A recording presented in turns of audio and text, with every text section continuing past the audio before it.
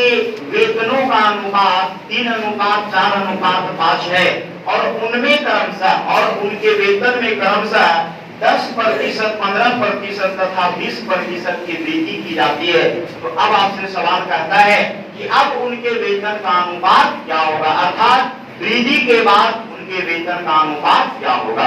ऐसा सवाल आपको परसेंटेज में भी देखने को मिलेगा। चलिए देखते हैं। 3 व्यक्ति है, P, Q, और R। इनके वेतन का अनुपात कितना है बाबू? 3:4:5।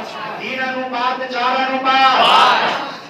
लेकिन आगे सवाल कहता है यदि उनके वेतन में क्रमशः 10%, 15% और 20% की वृद्धि की जाती है तो वृद्धि के बाद उनके वेतन का अनुपात क्या होगा। तो चलो यहाँ लिख देते हैं वृद्धि के बाद। ध्यान दीजिएगा बाबू, टी में कितना परसेंट का वृद्धि किया जा रहा है? 10%। पहले ही बताए हैं कि कोई भी राशि अपने आप में 100% होती है। अगर 10% वृद्धि कर देंगे तो कितना हो जाएगा? 110%।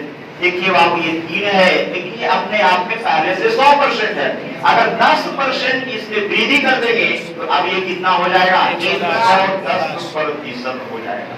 चलिए इसी तरह क्यू में कितना परसेंट का वृद्धि करने के लिए कहा? 15% वृद्धि करेंगे तो 115।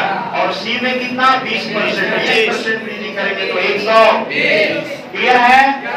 चलिए यहाँ से देखते हैं। यहाँ से हटा दो बाबू, ये परसेंट से परसेंट तो जाएगा ही और यहाँ 5 से भी कटेगा। ये देखो 22 से और ये कटेगा 23/15 से और ये कटेगा 24/20 से। और भी काट दो, 2 से ये कैंसिल आउट हो जाएगा। 2 से 11 दूनी 22, 2 दूनी 4 और 12 दूनी क्या बच गया? यहाँ देख रहे हैं 11 की 23 दूनी 60 और 12 बचे। वृद्धि के बाद जो उनके वेतन का अनुपात होगा वो कितना होगा बाबू? 33:46:60। जिनके वेतन का अनुपात दिया है 3:4:5। कोई दिक्कत बाबू?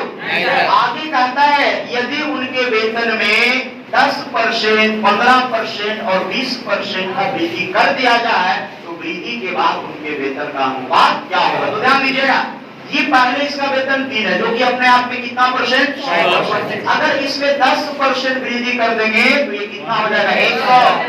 अगर इसमें 15% का वृद्धि करेंगे ये हो जाएगा 115 और इसमें 20% का वृद्धि करेंगे तो 100। फिर तीनों देख लीजिए, तीनों में परसेंट है, परसेंट से परसेंट तो खत्म हो जाएगा। उसके बाद 5 से काटेंगे 22/75 से 23/15 से और 24/20। पुनः 2 से कटेगा 11 दूनी 22, 2 दूनी 4 और 12 दूनी 24। अब ना कटेगा डायरेक्ट पुनः को 11 दिया ही 23 दूनी 12/25। वृद्धि के बाद जो उनका वेतन का अनुपात होगा 33:46। कोई दिक्कत? 21:66 सबका आ गया? एक बार फिर से समझते हैं इसको, कितना तेजी ला सकते हैं।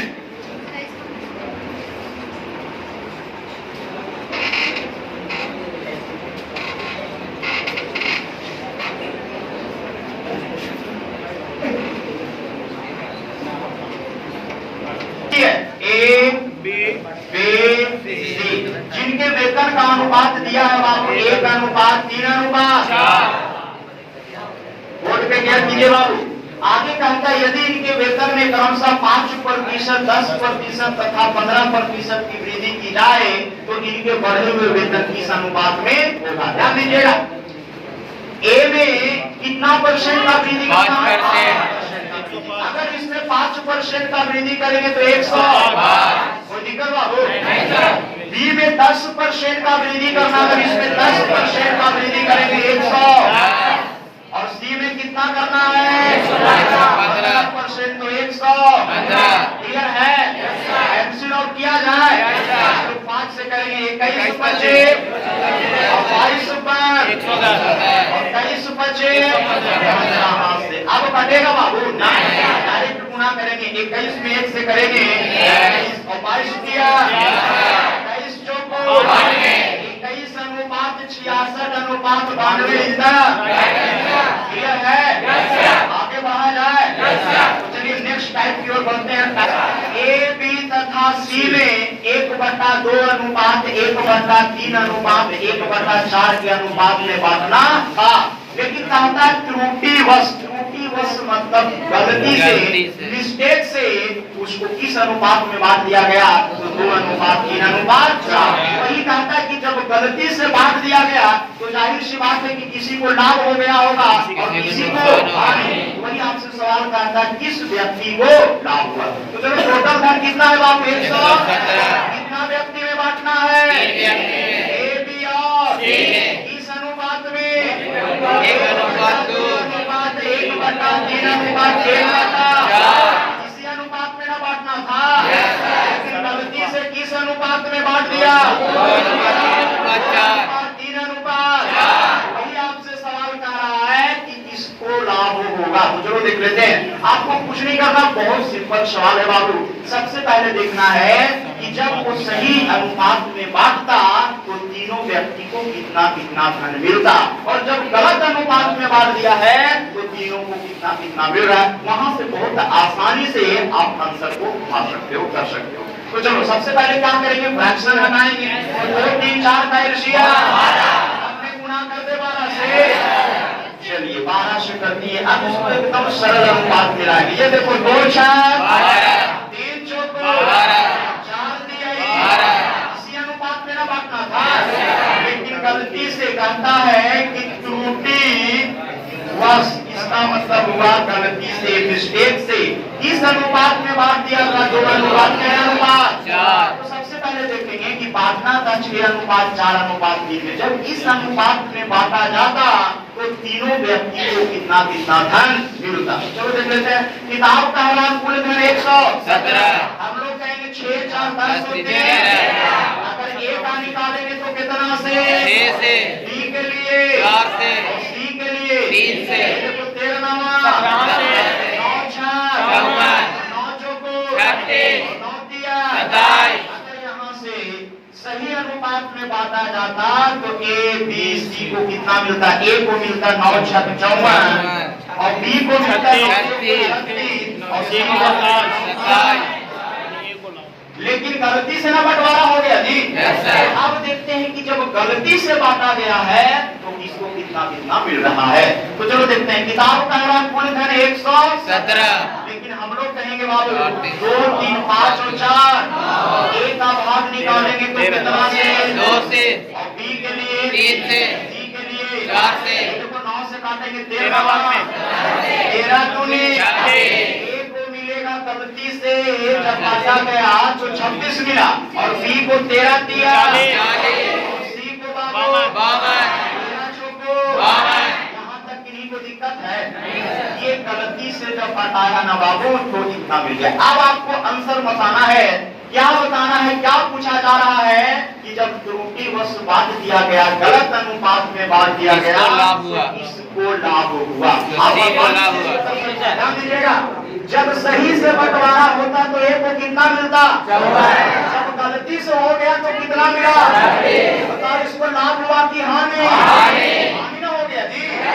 सही अगर बंटवारा होता तो इसको 54 रुपया धन मिलता, गलती से हो गया तो 26 नहीं मिल रहा है, इसको हो गया हानि। इसको क्या हो गया, हानि। आपसे क्या पूछा है, बी को अगर सही से बंटवारा होता तो मिलता 36 और जब गलती से हो गया तो मिल गया 40। लाभ हुआ कि हानि? बी को यहाँ से लाभ हो गया। आगे देखते हैं। सी को मिलता 54 लेकिन मिला कितना, लाभ हुआ कि हानि? बी और सी दोनों को क्या होगा, आपका आंसर हो गया बी और सी दोनों, बी और सी 1370। धनराशि को यह तय किया गया था कि ए बी तथा सी के मध्य 4:3:6 के अनुपात में बांटा जाना था, लेकिन गलती से मिस्टेक से 1/4:1/3:1/6 के अनुपात में बांट दिया गया। कहता है कि इस प्रकार बी को 250 रुपया का लाभ हुआ हो तो वह धनराशि क्या है। आपसे इस बार जो सवाल किया है ना, वो सवाल ये कह रहा है कि इस प्रकार मतलब जब गलती से बांटा गया तो बी को 250 रुपया का क्या हुआ, लाभ। लाभ कहे हानि कहे क्या सो करेगा, और अंतर की तुलना और कुल धन कह रहा है कुल से क्या करेंगे गुना कर देंगे। लेकिन देखिए कैसे तेजी लाएंगे, ध्यान दीजिएगा। ए है, बी है, सी है, किस अनुपात में बांटना था बाबू? बोलो बाबू। 4 3 6 3 अनुपात 6 के अनुपात में बांटना था। लेकिन कहता है कि गलती से किस अनुपात में बांट दिया गया? 1 अनुपात 4 4 अनुपात 3 अनुपात 1/6। और इस प्रकार जब गलती से बांटा गया है तो बी को 250 रुपया का क्या हुआ? लाभ कहे हानि कहे? अंतर की तुलना। चलो देखते हैं, ध्यान दीजिएगा बाबू। सवाल पे हम ऑप्शन भी देती हैं। ऑप्शन ए में क्या लिखा है वो जरा बोलिएगा। 1170। बी में 1070। सी में और डी में यही है ऑप्शन। इस तरह से सवाल को एकदम तेजी से करेंगे, ध्यान दीजिएगा। क्या कीजिएगा? ए बी सी इस अनुपात में बांटना था 4 अनुपात 3 अनुपात 6 इसी अनुपात में बांटना था। लेकिन गलती से 1/4 अनुपात 1/3 अनुपात 1/6 के अनुपात में बांट दिया गया तो डी को 250 रुपया का लाभ हुआ। तो कहता है उसका जो टोटल धनराशि था, जिस धन को बंटवारा करना था वो धनराशि क्या? तो ध्यान दीजिएगा। सबसे पहले यहाँ जो गलती से बांटा गया है फ्रैक्शन, इसको फ्रैक्शन में डालेंगे। तो 4 की 6 का एलसीएम 12 से गुणा कर दे। थोड़ा सा ध्यान दीजिएगा बाबू, देखो कितना तेजी से आप कर सकते हो। देखो 4 तिहाई 3 चौको 6 दूनी। अब यहाँ अगर टोटल धन को हम लोग जोड़ते हैं 4 3 7 और 6 और यहाँ पे 3 और 4 7 और 2 मतलब जो धनराशि होगा वो 13 से भी कटने वाला होगा और 9 से भी। जब तक 13 से ना कटेगा तो बंटवारा होगा बाबू। 9 से कटेगा दाना बंटवारा होगा। मतलब जो धनराशि है वो 13 से भी कटने वाला होगा और 9 से भी कटने वाला होगा। तो आपको ऑप्शन 4 को दिया, यही से बात दीजिए, बाकी कुछ भी ना करना है। ऐसे सवाल में तो आपको कलम भी ना लगाना पड़ेगा। आप देख लो, थोड़ा सा ध्यान दीजिएगा कि 4 को ऑप्शन है 13 से भी कटना चाहिए और 9 से भी। तो ऐसा करते हैं कि 13 और 9 अगर दोनों में एलसीएम देखते हैं तो 13 17 से 117 से कटना चाहिए। बताओ ऑप्शन 117 से कट जाएगा? बिल्कुल ये कटेगा, इसकी संभावना है। बी देखते हैं ये क्या 117 से कटेगा? नहीं कटेगा। ये कटेगा? नहीं कटेगा। ये कटेगा? नहीं कटेगा। तो ये कहने का मतलब कि 4 को ऑप्शन में एक ही ऑप्शन 13 से भी कट रहा है 9 से भी कट रहा है। बाकी 3 को ऑप्शन जो है वो ना 13 से मतलब 13 और 9 से अगर एक से भी कटेगा तो कोई दिक्कत नहीं है। लेकिन दोनों से कटना चाहिए तो दोनों से तीनों में से कोई कटने वाला नहीं है। तो आपका जो आंसर होगा 1170 ये आपका हो गया बाई ऑप्शन। वो तो हो गया ऑप्शन से। लेकिन ये मेथड 2 में हम रखते हैं, थोड़ा समझ लो कि किस तरह से सवाल को करेंगे। कहता है कि जब गलती से बंटवारा हुआ है तो 250 रुपया का लाभ हुआ। कितना का लाभ? 250। किसको लाभ हुआ? तो चलो हम लोग देखते हैं, यहाँ से टोटल जब जोड़े तो 13 आया और यहाँ से टोटल जोड़े तो 9। तो कुल धन में एक ऐसा वैल्यू लेंगे, कुल धन में एक ऐसा वैल्यू लेंगे जो 13 से भी कट जाए और 9 से भी, ताकि बंटवारा करने में आपको कोई दिक्कत नहीं हो। तो 13 और 9 का एलसीएम कितना हो जाएगा? 17 से। मान लेते हैं कि कुल राशि जो है वो कितना है? 117। ये मान के हम लोग काम करते हैं। देखिए कितना तेजी से आ जाएगा।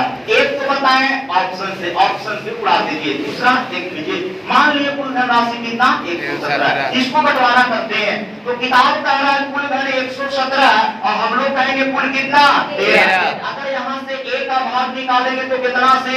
4 से। B के लिए 3 से, C के लिए 6। ये देखो 13 17 से, बोलो ना जी 17 से। अब A का निकाल दे तो 9 चौको 36। आप लोग क्या करते हो? 9 चौको 36, 9 तिया 9 छह 54। ये तो जब सही से बंटवारा होगा तो इतना मिलता है। क्या बात बोलिए, कोई दिक्कत है? हम मान लिए कि जो धनराशि है वो कितना है 17 आपको जो मैंने मान लो, लेकिन ये देख के काम करना है कि 13 से भी कटना चाहिए और 9 से भी। तब ना आपको कैलकुलेशन एकदम आसानी से हो जाएगा। 100 मान लेगा, 13 से कटेगा ही नहीं, तो मानने से क्या फायदा। अरे मानो ऐसा जिससे आप तेजी ला सकते हो, तेजी से कर सकते हो। ए के लिए 4 से, बी के लिए 3 से और सी के लिए 6 से। अगर सही से बंटवारा होता तो ए को 36, बी को 27 और सी को मिलता 54। लेकिन जब गलती से हो गया तो देखते हैं किसको कितना मिला। किताब कह रहा है 117, हम लोग कितना कहेंगे बाबू? ए के लिए कितना से 3 से, बी के लिए 4 से, सी के लिए 2 से। ये कैंसिल आउट करेंगे 13 दिया 13 चौको 13 दूनी। अब यहाँ से देख लेते हैं हम लोग कि बी को कितना लाभ हो रहा है। किताब कह रहा है बी को 250 का लाभ हो रहा है, लेकिन हम लोग देखेंगे कि जब सही से बंटवारा होता तो बी को मिलता 27, लेकिन जब गलती से हो गया तो कितना मिला? तो बताओ कितना का लाभ हुआ? आप कहिएगा कि 25 रुपया का लाभ हो गया। किताब कह रहा है 250 का लाभ, हम लोग कहेंगे 25 का लाभ। निकालना है कुल धनराशि को कितना से 117 से। आप जो टोटल धनराशि माने थे कितना माने थे 117। ये देखो 25 से 25 कैंसिल करेंगे 10 बचा है, 117 में 10 करेंगे 1100। तो इतना आप लोगों को करना ही नहीं है। आपको हम डायरेक्ट जो चीज सिखाया उस पे जाइए। जो 13 से भी कट जाए, 9 से भी कट जाए, वही आपका आंसर हो जाएगा। 13 और 9 दोनों से कटना चाहिए। इतना तो एक तो जो पहले वाला तरीका बताए उसमें तो कोई इतना झमेला ही नहीं है, लेकिन यहाँ पे 25 कहां से आया? अगर बी को जब सही अनुपात में बंटवारा होता तो बताओ कितना? 27 जब गलती से हुआ तो कितना मिला? इसको लाभ हुआ ना? कितना का? तो 52 में से 27 घटाइएगा। किताब कह रहा है कितना? हम लोग कहेंगे तो लाभ की तुलना निकालना है टोटल धनराशि को कितना से? आप समझ में आया? ठीक है, कोशिश कीजिए फटाफट। ए, बी और सी अलग अलग क्रमशः 30, 50 और 40 दिनों में कार्य करके एक एक काम को क्या करते हैं? समाप्त करते हैं। यदि उनके प्रत्येक दिन की मजदूरी क्रमशः 4:3:2 के अनुपात में हो तथा एक की कुल मजदूरी 144 रुपया प्राप्त हुआ हो तो कार्य समाप्त करने की कुल मजदूरी क्या थी? और आपसे ये भी सवाल पूछा बाबू कि बी को मजदूरी कितना? कितना सिंपल सवाल है, आप इसको जितना तेजी से कीजिए। देखो 3 व्यक्ति है, ए है, बी है और जो एक ही काम को अलग अलग क्रमशः कितना कितना दिन में करता है बाबू? 50 दिन और ए करता है 30 दिन में, बी करता है 50 दिन में और सी करता है। लेकिन आपसे सवाल में ये भी कह रहा है यदि उनके प्रत्येक दिन की मजदूरी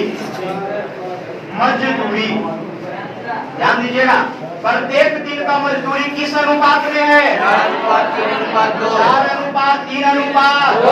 आप क्या कर रहे हो यहाँ पे? 4:3:2। यदि एक की कुल मजदूरी 144 रुपया हो, एक का कुल मजदूरी कितना है? तो आपसे पूछा है कि कुल मजदूरी क्या होगा और बी का उसमें से मजदूरी क्या होगा। देखिए कितना सिंपल सवाल है, एकदम इसको आसानी से कर सकते हैं। ध्यान दीजिएगा बाबू, थोड़ा सा क्लियर करना है। देखो एक काम को कितना दिन में समाप्त करता है? बोलो ना जी। प्रत्येक दिन का मजदूरी कितना है? अगर एक दिन में 4 मिलता है तो 30 दिन में 30 चौको 120। कोई दिक्कत है बाबू? बी काम को कितना दिन में? एक दिन का मजदूरी अगर एक दिन में 3 मिलता है तो 50 तिहाई 150। इसी तरह सी का देखेंगे 40 दिन में काम करता है, एक दिन में 2 मिलता तो 40 दिन में 40 दूनी। इन्हीं को कोई दिक्कत है बाबू? ये हुआ कुल मजदूरी। ये क्या हुआ? कुल मजदूरी। और ये था बाबू प्रत्येक का मजदूरी। प्रत्येक का मजदूरी। यहाँ किसी को दिक्कत तो बताएं, कैंसिल आउट होता बेहिचक कैंसिल आउट कीजिए, कोई दिक्कत नहीं है। 1 0 1 0 1 0 अब ना होगा बाबू। तो देखते हैं कुल मजदूरी कितना, 12 8 20 और 15 कितना हो जाएगा, 5। यही होगा ना।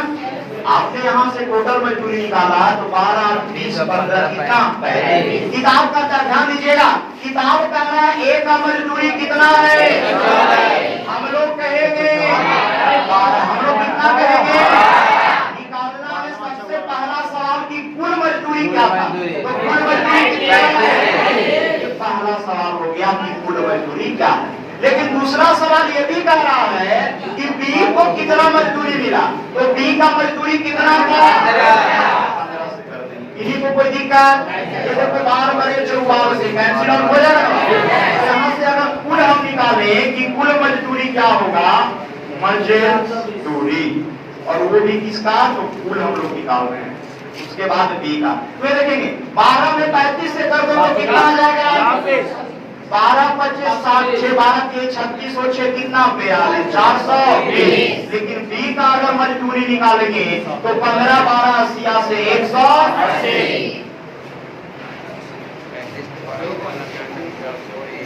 दो सवाल था ना बाबू,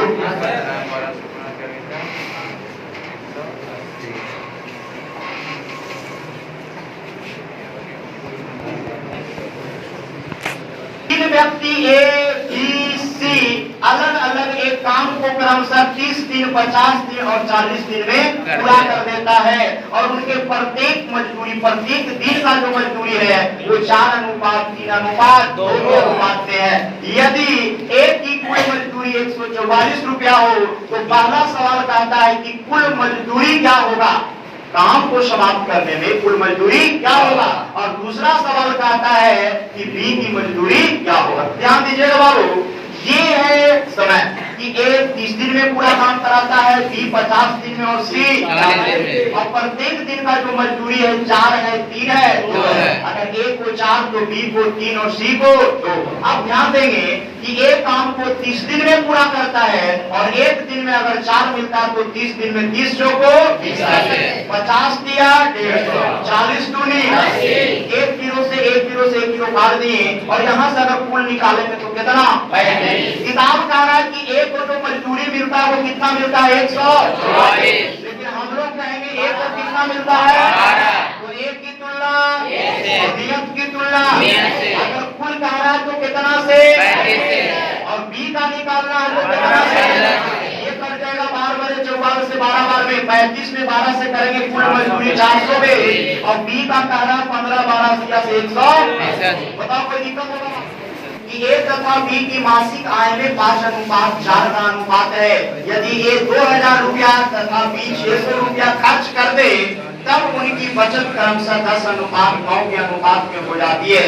तो प्रत्येक व्यक्ति का मासिक आय कितना, ध्यान दीजिए, 2 व्यक्ति है, एक है ए और दूसरा है बी, दोनों का जो मासिक आय है क्या दिया होगा, वो आय 30 अनुपात में 5 अनुपात 4। कहता है कि जब ए 2000 रुपया और बी 600 रुपया खर्च कर देता है तो उनकी बचत का जो रेशियो होता है वो किस अनुपात में हो जाता है, 10 अनुपात 9।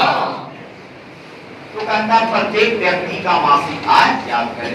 आपको हम सिखाए होंगे एक टाइप आय व्यय पर आधारित प्रश्न, कुछ याद आ रहा है बाबू, तो उसमें कई तरीका बताए होंगे। एक बताए होंगे अंतर की तुलना अंतर से, कुछ बेसिक भी बताए होंगे, और एक बताए होंगे क्रॉस प्रोडक्ट मेथड।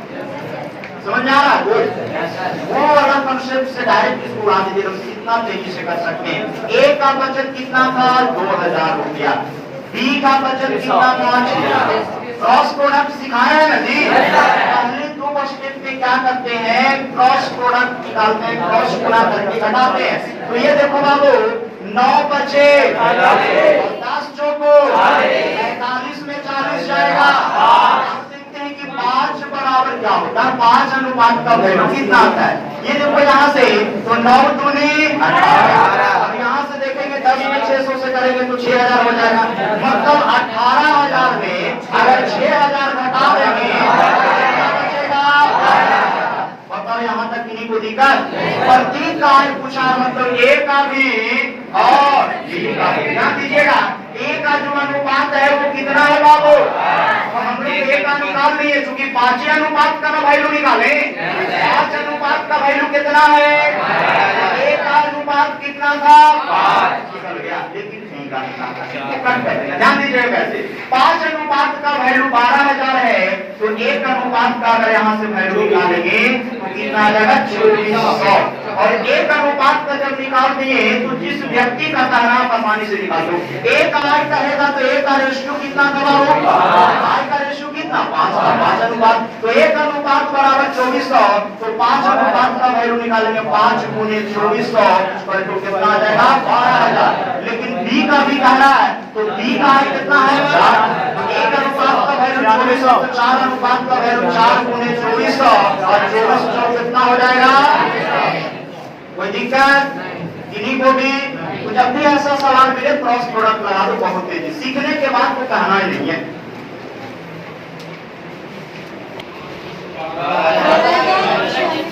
आपका क्या दिक्कत है? 5 अनुपात का वैल्यू निकाले थे, एक अनुपात काट करिए, 24 बचे 20 से एक अनुपात का वैल्यू निकालिए, और जितना अनुपात का कहेगा डायरेक्ट गुना करो। एक अनुपात का निकल गया, एक आय का रहा कितना से? 5 अनुपात का वैल्यू निकालो, 4 अनुपात का वैल्यू निकालो। तेजी से लाइए इसको। क्लियर है? कितना आ गया? 12 है। अच्छा,